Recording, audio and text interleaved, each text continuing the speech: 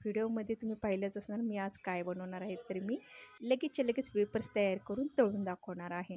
मुलीची मागणी होती की मला वेपर्स पाहिजे आणि उन्हाळ्याचे जे मी वेपर्स तयार केले होते ना, तर डबा पूर्ण संपला होता. आता शेवटी वर्ष झालंच ना, त्यामुळे मी लगेच एक बटाटा घेतला, बर्फ घेतले, बर्फ याच्यामध्ये बाउल्समध्ये टाकले आणि पाणी ओतलं. एका बटाट्याचे खूप वेपर्स झाले आणि थोडीशी तूर टेकीची, एकदम थोडीशीच, जेणेकरून वेपर्स आपले काळे पडणार नाहीत. ते पूर्ण काही वाळवायचे नाहीत, काही नाहीत. एका बटाट्याची मी साल काढून घेतलेली आहे आणि ते लगेच स्लाईस करायचे, एकदम पातळ स्लाईस करायचे, म्हणजे लगेच तळून पण निघतात, जास्त लालही होत नाही आहे. हे बघा अशा पद्धतीने.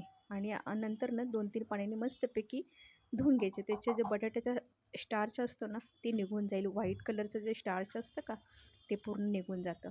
अशा पद्धतीने लगेच टॉवेलवर थोडेसे सुकवण्यास ठेवायचे. त्याचं पाणी सुकलं पाहिजे, कारण की बटाट्याला जर पाणी राहिलं तर तेलामध्ये टाकल्यावर तेल उडणार, आपल्या अंगावरही उडणार.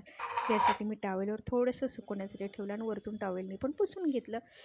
तेल जास्त गरम होऊन नाही द्यायचं, लो फ्लेमवरच ठेवायचं आणि अशा पद्धतीने वेपर्स तळून घ्यायची. म्हणजे लो फ्लेमवर ठेवलं की लगेच काळे किंवा लाल पडणार नाहीत आणि अर्धवटच व्यवस्थित तळून निघतील. अशा पद्धतीने तळून झाले ना, तर मी परत एकदा हे वेपर्स तळून घेणार आहे, म्हणजे लगेच लाल कलर किंवा काळा कलर येणार नाही. हे बघा, मंद आचेवर मस्तपैकी आतपर्यंत व्यवस्थित तळून निघतात आणि आपल्याला बाहेरच्यासारखे वेपर्स खाण्यास भेटतात. आता हे तळून गार झालेले होते, मी परत लो फ्लेमवर परत तळायला टाकले. अजिबात लाल किंवा काळे असे झाले नाही. थोडेफार लाल होतातच, पण काळे किंवा जळल्यासारखे असे काही वाटत नाही आहेत. खूप सुंदर होतात आणि क्रंची क्रंची पण झाली. माझ्या मुलांना तर खूप आवडले आणि मुलीची ही मागणी पूर्ण झाली.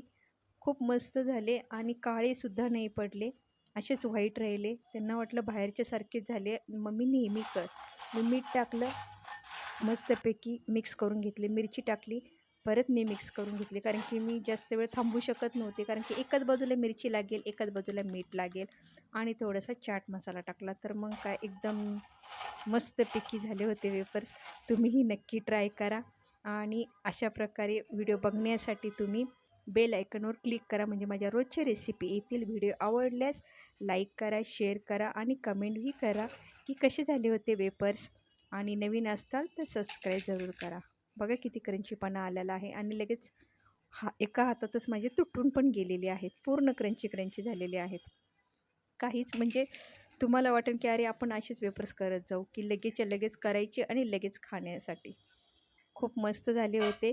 तुम्हीही नक्की ट्राय करा आणि माझ्या चॅनलवर नवीन असता तर सबस्क्राईब करा. भेटू आपण उद्याच्या रेसिपीमध्ये. बाय.